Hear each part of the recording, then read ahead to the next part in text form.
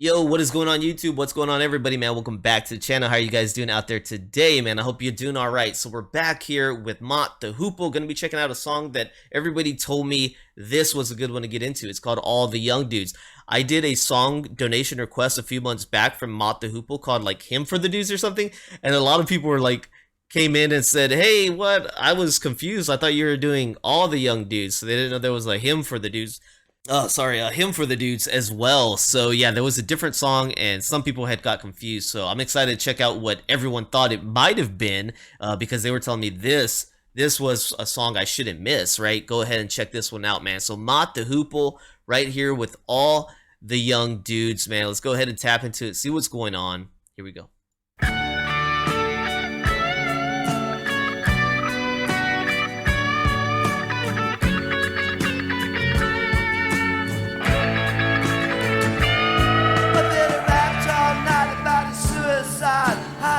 In the head when he was 25. Speed jive, don't wanna stay alive when you're 25.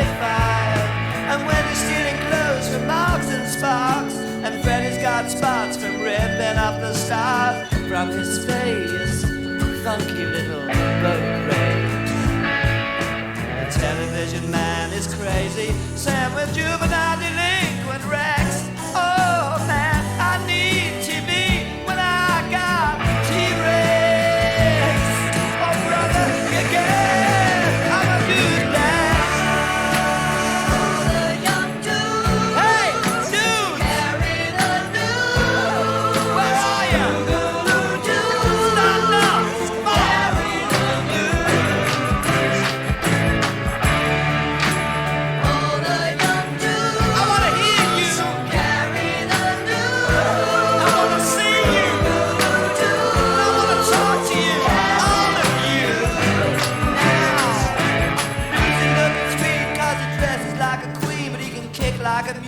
It's a real mean team, but we can love. Oh yes, we can love. And my brother's back at home with his Beatles and his Stones. We never got it off on that revolution stuff. What a drag. Too many snags.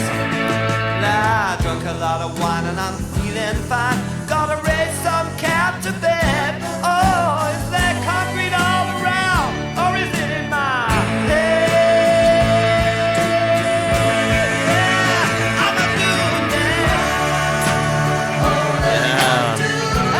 Got some vibe on it.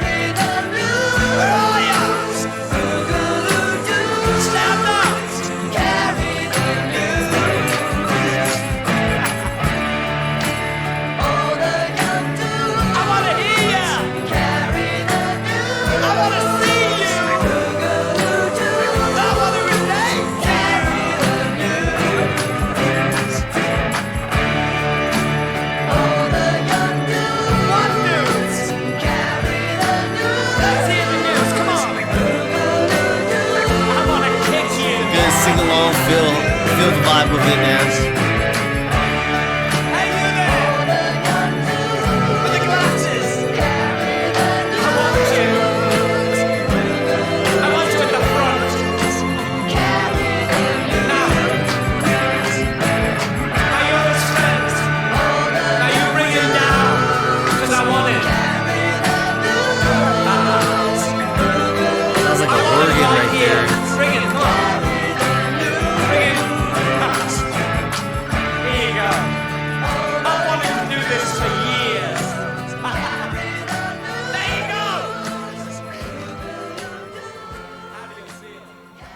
All right, so this one was really short, about what, 2 verses I think was what we got.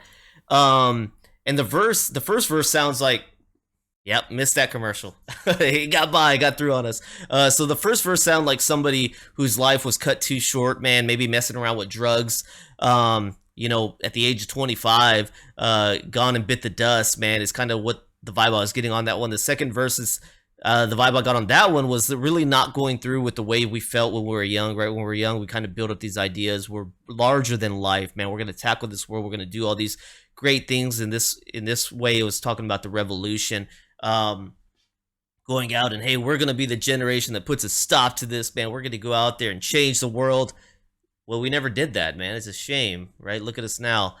We didn't go out and live like we said we were gonna live, and I think we probably all experienced that, right? I mean, I look back when I was a teenager and stuff, and even before then, and my neighbors and my friends, man. Yeah, we were larger than life, man. We talked about all the craziness that we were gonna do, and all the adventures, and the you know, we were going to create our own businesses, and my friend was going to be inventing all this cool tech stuff, body armor, and mechs that you can control. And it's like, well, we were just dreaming big, weren't we, man? We didn't go out and do any of that cool stuff, man. But that's it. You're a dreamer when you're young. I mean, I'm still a dreamer today, maybe a little bit more realistically than I was when I was a kid, right? When you were a kid, you don't know what goes into everything, and you're just gonna be larger than life. I still dream. I'm still a heavy dreamer. Today, I just dream more realistically now, and I try to keep things in perspective, knowing my own limits and my, you know, what I can and can't do. So, but that's the vibes I was getting from this song, man. Enough of my soapbox. Let's go ahead and see what they were talking about. Yeah, so jumping into the lyrics right here, you know, he talks about Billy, man, just talking about suicide, and he kicked in his head when he was 25, or how he'd kick in his head. Speedy jive, don't want to stay alive when you're 25. So this guy has had enough at 25, man. He wants out. Wendy's stealing clothes from Marks and Sparks, and Freddy's got spots from ripping off the stars from his face. Funky little boat race. So some people in some trouble, not doing the best. You know, Television Man's talking about how all these juveniles are just delinquents, man. They're no good. They gotta go, right? We jump into these later verses now. Lucy looks sweet because he dresses like a queen. But he can kick like a mule. It's a real mean team. So maybe a cross dresser, but somebody, hey, you want to cross them, and they'll knock you out. You know, this ain't nobody to play with. Don't talk nothing stupid to Lucy. He'll give you the juice, man. That's the vibe I get from that one. My brother's back at home with the Beatles and his Stones. We've never got it off on that Revolution stuff. What a drag. So maybe, like I said, they had big talks when they were younger, but now his brother's back at home. He's living with mom and dad. Didn't ever take off in life, didn't do anything. Now he's drunk a lot of wine. He's feeling fine. He's sharing all of this stuff that went on in life, right? He's kind of spilling the beans a little bit here. So taking a little bit of a look at MOTT THE HOOPLE right here. We've got them, this song right here released in 1972, All the Young Dudes, man. It says All the Young Dudes is a song written by English singer-songwriter David Bowie, originally recorded and released as a single by the English rock band MOTT THE HOOPLE in 1972 by Columbia Records. Bowie produced the song, which he had given to the band after they rejected his Suffragette City. Bowie would subsequently record the song himself. Regarded as an anthem of glam rock, the song has received acclaim and was a commercial success. In 2021, Rolling Stones ranked All the Young Dudes number 166 in its list of the greatest 500 songs of all time. It says by 1972, MOTT THE HOOPLE were on the verge of splitting up, all right? Having been together for 3 years, the band had released 4 well-received albums and developed a small, loyal following, but had failed to garner commercial success. An appearance on the BBC television program Top of the Pops in late 1971 was not enough to push the recent single Midnight Lady onto the charts. The band had also finished a tour, which left them financially unstable. All right, so on 4 February 1972, David Bowie sent the band a demo of the Suffragettes' City in hopes they would record it. The band played it and believed it did not fit their style. Bassist Pete Watts contacted Bowie in late March 1972 and politely rejected it, man, stating the band broke up. Upon learning this, Bowie contacted Watts back 2 hours later and said, "I've written a song for you since we spoke, which could be great."